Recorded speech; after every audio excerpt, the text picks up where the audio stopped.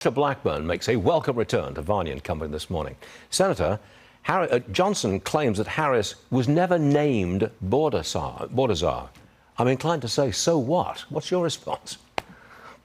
My response is, Stuart, that on March 24th, 2021, Joe Biden named Kamala Harris the czar by saying she was handling the border for the administration. So, yes, she was put in charge of that border. On her watch, you have had 10 million illegal aliens come into this country. Now, Kamala Harris wants to give them the right to vote, and she wants to give them a path to citizenship. The American people know that the Biden-Harris administration, their border policy was an open border, and they are living the effects of this in their communities every single day. They see the fentanyl deaths, the crime, the gangs, the human trafficking, the sex trafficking. Every town's a border town, every state a border state, because of Kamala Harris not actually getting that border closed. Senator, you've missed something out, if I may say so. In California, illegal migrants get free health care across the board. Kamala Harris will extend that nationally.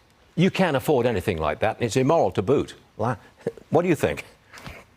Well, look at the fact that we can't make certain that our veterans get health care, and you have the caseworkers at the VA that are taking their time away from veterans in order to schedule health care for people that have illegally come in the country.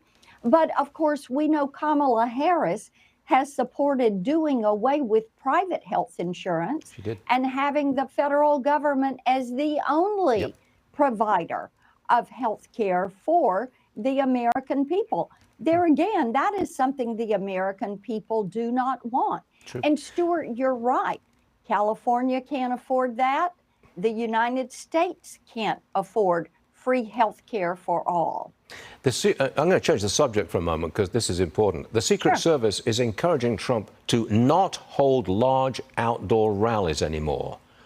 That seems to be a restriction on Trump's campaigning style, isn't it? It would be a restriction. And of course, we're grateful for the rank and file Secret Service that jumped in to protect the president on July 13th.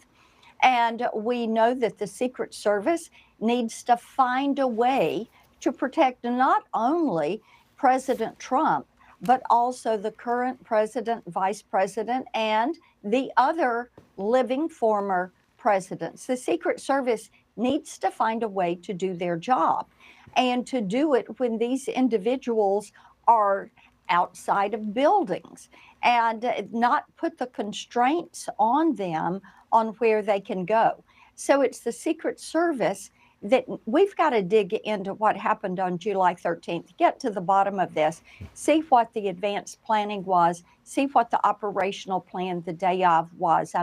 I'm pleased that we saw the resignation of Director Cheadle. She should have been fired on July 13th.